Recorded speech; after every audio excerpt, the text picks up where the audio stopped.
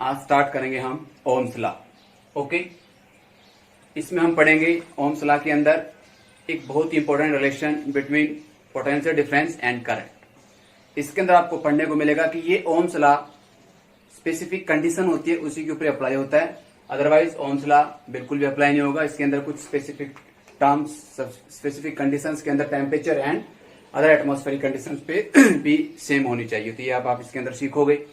इसके अंदर फिर हम इसका कुछ ग्राफिकल रिप्रेजेंटेशन भी देखेंगे ओम्स लॉ का, और इसके ऊपर बेस्ड न्यूमेरिकल्स, ग्राफिकल रिप्रेजेंटेशन के ऊपर कुछ न्यूमेरिकल्स होती हैं, और उसके बाद हम कुछ इसके ऊपर बेस्ड न्यूमेरिकल्स देखते हैं। ठीक है, तो आज स्टार्ट करते हैं ओम्स लॉ।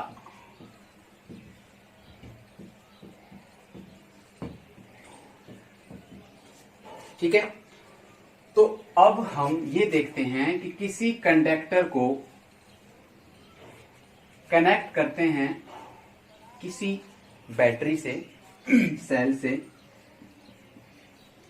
और आपको पता है ये क्या होता है, मैंने आपको सिंबल बताया था कि ऑन कर दिया।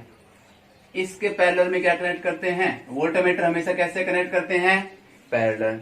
ठीक है, ये सब वोल्टमीटर कैसे कनेक्ट करते हैं कैसे नहीं, मैं एक लिंक दे रहा हूं पर वीडियो, तो वीडियो के लिंक पे आप ये सब देख सकते हैं। ठीक है, ये मैंने पहले पढ़ा दिया है। और यहाँ एमीटर और ये, ठीक है, तो यहाँ रियोस्टेटोर यूज करते हैं। ठीक है, रियोस्टेटोर यूज करते हैं, तो ये सब आप, ये सिंबल रियोस्टेट का होता है। ठीक है, रियोस्टेट वोल्टेज को कम ज्यादा करने के लिए काम करते हैं। ठीक है, क्योंकि हम एक्सपेरिमेंटली ये करके देखेंगे क्लासेस के अंदर भी। ठीक है, तो अब यहां कुछ ऐसे है इसका statement, when a conductor connected with the battery such that the current measured is directly proportional to the potential difference. Okay, तो आप क्या बताओगे, when a battery connected to the conductor से कोई बैटरी कनेक्ट करते हैं तो then the current is current measured कह सकते हो, करंट मेजर्ड, या फिर सीधा ले सकते हो करंट इज डायरेक्टली प्रोपोर्शनल। ये डायरेक्टली प्रोपोर्शनल होता है, directly proportional to the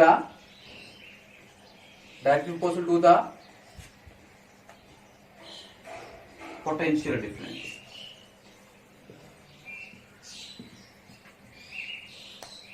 okay, directly proportional to the potential. इसको आप जब लिखोगे ऐसे लिखोगे, I symbol for I current, V symbol for potential difference. So this is the important law.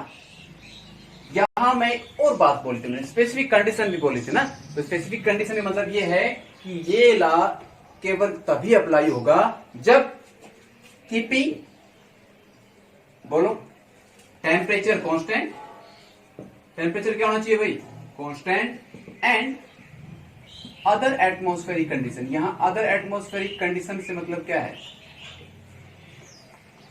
Should same. Other atmospheric condition क्या होनी चाहिए भाई, सेम। कहने का मतलब है कि ये जो एक्सपेरिमेंट आज तुम यहां कर रहे हो, इस समय कर रहे हो, तो यहां जो आपको ये लेसन मिलेगा ये केवल अभी अप्लाई होगा यदि आप इसी एक्सपेरिमेंट को करते हो कहां, सर्दियों में। विंटर सीजन में करोगे तो क्या होगा, वहां टेम्परेचर अलग होगा। यदि यही एक्सपेरिमेंट आप एक बार करते हो रेनी सीजन में, तो वहां मॉइस्चर होगी, तो वहां एक्सपेरिमेंट की रीडिंग्स अलग आएंगी। इसलिए इसमें टेम्परेचर सेम होना चाहिए। ठीक है, एक आप सुबह कर रहे हो, टेम्परेचर नॉर्मल है, और दोपहर को आज का टेम्परेचर बहुत ज्यादा है, तो टेम्परेचर अलग होगा, तो अब रीडिंग्स जो आप ये कह रहे हो ये चीज अप्लाई नहीं होगी। ये चीज अप्लाई कब होगी, only and only when specific conditions में जो टेम्परेचर है और जो अदर एटमॉस्फेरिक कंडीशन है वो सेम होना चाहिए। समझ में आएगी नहीं बात ये, इसके ये तो स्टेटमेंट में लिखोगे तो ये लिखना बहुत जरूरी है, अदरवाइज ये जरूरी नहीं है कि ओम्स लॉ हर जगह वेरीफाई हो, ये चीजें सेम होनी चाहिए। Temperature and other atmospheric condition, humidity same होनी चाहिए, मॉइस्चर सेम होनी चाहिए। अदरवाइज वो जो आप करोगे एक्सपेरिमेंट, एक बार आप करो विंटर सीजन में, ठीक है, और एक बार आप करो समर सीजन में, दोनों के एक्सपेरिमेंट्स की रीडिंग्स अलग अलग आएंगी। देन आप ये नहीं कह सकते हो कि ओम्स लॉ फेल हो गया। ओम्स लॉ कब कब अप्लाई होता है? जब टेम्परेचर सेम हो एंड एटमॉस्फेरिक कंडीशन सेम हो, मॉइस्चर सेम होना चाहिए, ठीक है, ये सब ओके। तो आप इसके अंदर ये लिख दोगे I directly equal to V. अब जब इसको आप ऐसे करते हो V directly equal to I, ऐसे लिख दोगे, ठीक है। और हमें यहाँ ये देखने को मिलता है V equal to I R, where R is proportionality constant. R क्या है? R is the proportionality constant, और इसी को हम एक और नाम देते हैं, that is known as resistance. क्या नाम देते हैं इसे भाई? रेजिस्टेंस, ठीक है। क्या नाम देते हैं इसे हम? Resistance, okay. What is resistance? वो हम आगे पढ़ेंगे, ठीक है। तो रेजिस्टेंस ये होता है V equal to I R, where R is the proportionality constant, okay. अब यहां हम देखते हैं आर निकालना चाहे तो क्या हो जाएगा? V divide by I. So this is known as Ohm's law. ये एक्सप्रेशन बहुत इंपॉर्टेंट है, इनके ऊपर बेस्ट कुछ न्यूमेरिकल्स आती हैं। तो ये बहुत ही सिंपल सा लॉ था, ओम्स लॉ, ओके। अब इसके बाद हम इसका ग्राफ बनाते हैं, ठीक है। ये इसका सर्किट डायग्राम है, ठीक है। ये क्या है भाई? कि ये क्या है? Battery, not battery, it is ammeter. Ammeter का काम क्या होता है? करंट मेजर करना। वोल्टमीटर का काम क्या होता है? वोल्टेज मेजर करना। And voltmeter voltage potential difference measure करता है, ठीक है। तो ये तो इसका सर्किट डायग्राम है। सर्किट डायग्राम जब आपसे कभी पूछा जाता है तो एटलीस्ट आपको ये सब लिखना चाहिए, ठीक है। एग्जामिनर के ऊपर अच्छा इंप्रेशन आएगा यदि आप ये सब अच्छे से लिखोगे, ठीक है। तो ये आपके सामने मैंने बताया ओम्स लॉ क्या होता है, समझ में आ गया ओम्स लॉ क्या होता है, ओके। अब इसके बाद इसका एक ग्राफ बनाते हैं, और ग्राफ में कैसे बनाते हैं हम? ये वाला जो ओम्स लॉ है इसको पढ़ते हैं लैब के अंदर एक्सपेरिमेंट के साथ में। तो एक्सपेरिमेंट्स के अंदर माना कि कुछ हमने ऐसा नोट किया, ये कुछ अलग अलग से रीडिंग ली हमने, वोल्टेज एंड करंट, ठीक है। हमने देखा आई डायरेक्ट इक्वल टू वी, तो आई यहां रखते हैं, वी इधर रखते हैं। हमने यहां जो मैंने बताया था, इससे हमने इस रियोस्टेट से धीरे धीरे वोल्टेज बढ़ाई। वोल्टेज बढ़ाएंगे, जैसे जैसे वोल्टेज बढ़ाते गए तो क्या बढ़ते मिले, जैसे वोल्टेज बढ़ाई तो क्या बढ़ते गई? धीरे धीरे करंट बढ़ता गया। माना कि मैं इसे वैसे बता रहा हूं, माना कि हमने ये देखा कि वोल्टेज रखी 10 वोल्ट, तो करंट कितना आया? 5 एम्पीयर। फिर हमने वोल्टेज फिर बढ़ाई, ठीक है। हमें वो अलग से ऐसे आपको मिलेंगे, ऐसे, ठीक है, ऐसे एमीटर वगैरह वो ऐसे घूमते मिलेंगे। आजकल तो डिजिटल एमीटर आ गए हैं, डिजिट्स में मिलेंगे, 1 एम्पीयर, 2 एम्पीयर, 3 एम्पीयर, ऐसे कुछ लिखा मिलेगा, ठीक है। 5, 10, जैसे आपने किया इसको 20 वोल्ट, तो ये कितनी आ गई? 10। जब आपने इसको किया 30 वोल्ट, तो इसकी वैल्यू कितनी आ गई? कुछ 15, ठीक है, एम्पियर। अब हम इसका क्या करते हैं? ग्राफ ड्रा करते हैं। ग्राफ कैसे ड्रा करेंगे भाई? एक तरफ तो हम क्या रख लेते हैं? V, और एक तरफ क्या रख लेते हैं? I। तो बहुत ही आसान है। वोल्टेज का 10, 10, 20 कुछ ऐसे रख लेते हैं, 10, 20, 30, 40, 50, ये तो ऐसे ही है ना। और करंट कैसे? 5, 10, 15, आगे और रीडिंग लेना चाहो 40 एंड 20, ठीक है। तो ये क्या हो गया बोलो भाई? 5, 10, आपको पता है करंट है जो किसमें मेजर करते हैं? वोल्टेज में। ये वोल्टेज है जो वी में करते हैं। चलो बताओ, पहली पॉइंट क्या है? 5 एंड 10, करंट का 5, इसका 10, समझ में आई? ठीक है, कोऑर्डिनेट सिस्टम तो पढ़ा होगा 9th में, ठीक है। उसके बाद 10, 20, 10 एम्पियर करंट, ये एम्पियर करंट है, 15, 20 आगे, ठीक है, सो ऑन। उसके बाद 10 पे क्या आ रहा है? 20 वोल्ट देते हैं तो कितना आ रहा है? ये पॉइंट। उसके बाद 15 एंड 30 एंड 15, करेक्ट। उसके बाद एक और है 20 एंड 40। ऐसे जब आप बनाने में दिक्कत होता है वैसे ऐसे डॉट डॉट डॉट कर लिया करो। तो अब हम इसमें देखते हैं कि ये सीधा बनता है। एक और रीडिंग ले सकते हो क्या? जीरो पे जीरो। करंट नहीं दिया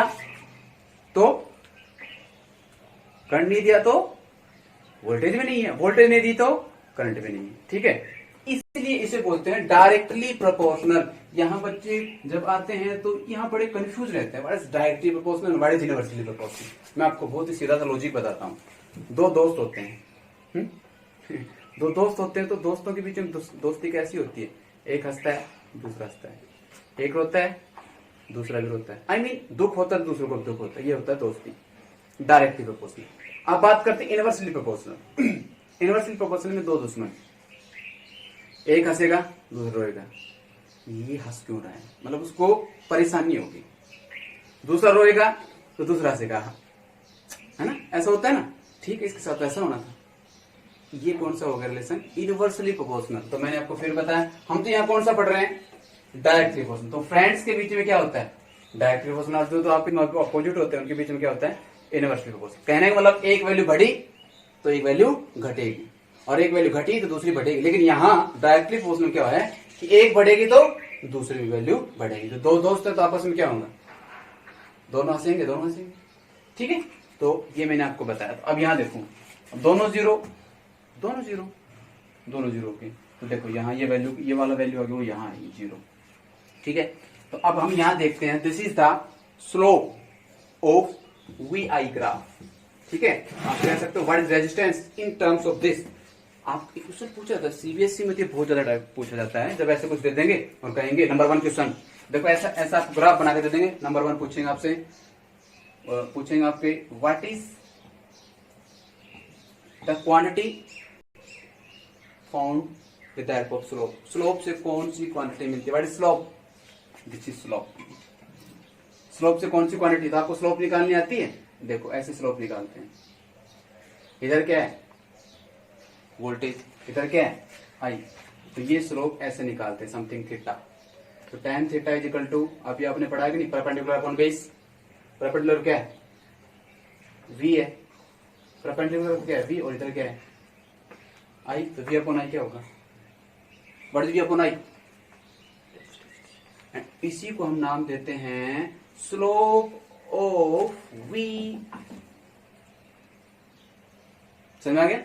स्लोप ऑफ वी आई, और इसको क्या नाम देंगे हम? रेजिस्टेंस। Is it clear? समझ आएगा आपको? ये आपसे जो क्वेश्चन पूछा जाता है वो ऐसे पूछे जाएंगे, what is the name of, देखो ऐसे क्वेश्चन मैंने पहले बोला, एक क्वेश्चन क्या पूछेंगे? What is the name of the slope of the V I graph. आपको अपने आप से बताना है resistance. Number 2, from the graph determine the value of resistance. निकाल देंगे ऐसे। ठीक है, तो आप अब इसमें आप रेजिस्टेंस निकालना भी चाहो तो निकाल सकते हो। कैसे निकालो रेजिस्टेंस? मैं बताता हूं आपको। स्लोप कैसे निकालते हैं? Suppose this is A B सी।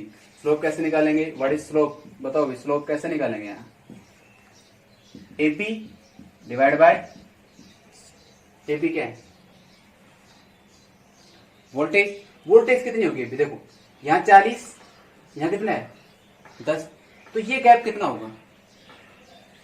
बोलो। 40 माइनस 10, गैप कितना तो होगा। और ये बीसी गैप कितना होगा? बताओ भाई। इधर 20, इधर कितना है? 5।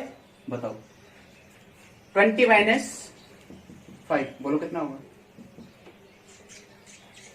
30, 15, 2 ओम की आएगी। समझ में आ गया? यदि आप इस ग्राफ को और बढ़ाना चाहो तो आप ऐसे बढ़ा सकते हो। वी आई दे रखा है, आप हर केस के अंदर रेजिस्टेंस निकाल सकते हो। आर निकालो, क्या होगा? आर क्या होता है? V upon I. तो वी क्या है? 10। आई कितना है? 10 अपॉन 5, 2। 20 अपॉन 10, 2। 30 अपॉन 15, 2। 40 अपॉन 20, ये तो है ही नहीं दोनों का। इन वो 0.0 तो कुछ और ही होता है। क्या होता है मैथ में? पढ़ते हो? Not defined. ओके, इधर देखते हैं। समझ में आ गया आपको? मतलब हर केस में रेजिस्टेंस क्या आ रहा है? सेम आ रहा है। सेम मतलब कांस्टेंट। और कांस्टेंट इसे लिखा है मैंने, what is this? Proportionality constant. देखो यही तो होता है, कोई टॉपिक पढ़ा तो आपने वहां तो नहीं पूछा सर ये कांस्टेंट क्या होता है, नहीं पूछा। लेकिन अब तुम्हें जवाब मिल गया ना कि एक्सपेरिमेंटली भी हमने करके देखा तो वैल्यू क्या आ रही है, अभी भी कांस्टेंट ही आ रही है। इसका मतलब ये चीज साबित हो गई, ओम्स लॉ वेरीफाई हो गया। Is it clear? समझ में आ गया आपको? ठीक है, तो ऐसे आप इसके अंदर कर सकते हो। ठीक है, ये तो है ऐसे। अदरवाइज आपसे इस फॉर्मूले के ऊपर बेस्ड क्वेश्चन कर बोलते हैं। वैसे सीबीएसई ये टारगेट बहुत करते हैं, 100% इस क्वेश्चन को बहुत टारगेट करते हैं। ये वाले तो कोई भी कर लेता है ना। जैसे कैसे टाइप के क्वेश्चन मिलेंगे इसमें, देखो वोल्टेज दे रखी है 220 वोल्ट, ठीक है, और करंट मेजर किया, वो आया 5 एम्पियर। तो बताओ रेजिस्टेंस कितनी है? आप ये तो बहुत सिंपल सी बात है, R is equal to V/I। तो आर क्या हो जाएगा बताओ भाई, V/I that is equal to 220/5। तो जो भी है 44 ओम। देखो ये रेजिस्टेंस का सिंबल है, जब हम पढ़ाएंगे रेजिस्टेंस उस समय आपको बताएंगे आपको। ठीक है, तो व्हाट इज रेजिस्टेंस समझ में आ गया, sorry what is Ohm's law समझ में आ गया नहीं? एंड कीवर्ड्स पहले बोलो। स्पेसिफिक कंडीशन क्या है इसकी? देखो मैंने सारा पढ़ा के मैं आखिर में रिवाइज कर रहा हूँ। ठीक है, ये कह सकते हो आपके लिए क्वेश्चन ही है कि क्या इन क्वेश्चंस के जवाब आपके पास हैं। ओम्स लॉ क्या होता है? जवाब है। स्पेसिफिक कंडीशन क्या है इसकी? Temperature and second one other atmospheric condition temperature both should be same. ये समझ में आ गया। उसके बाद ग्राफिकल रिप्रेजेंटेशन समझ में आ गया। ये कुछ रीडिंग्स होंगी जो एक्सपेरिमेंट के थ्रू आपको लेनी होती है, मैंने ये ऐसे ही सपोज करके लिख दिया है। ठीक है, तो ग्राफिकल हो गया। बेस्ड न्यूमेरिकल्स भी हो गई है। ये बेस्ड न्यूमेरिकल्स हो गई। ये तो बहुत सिंपल से न्यूमेरिकल्स होंगे, आप ऐसे कर सकते हो। ओके, तो ये आपका क्या था?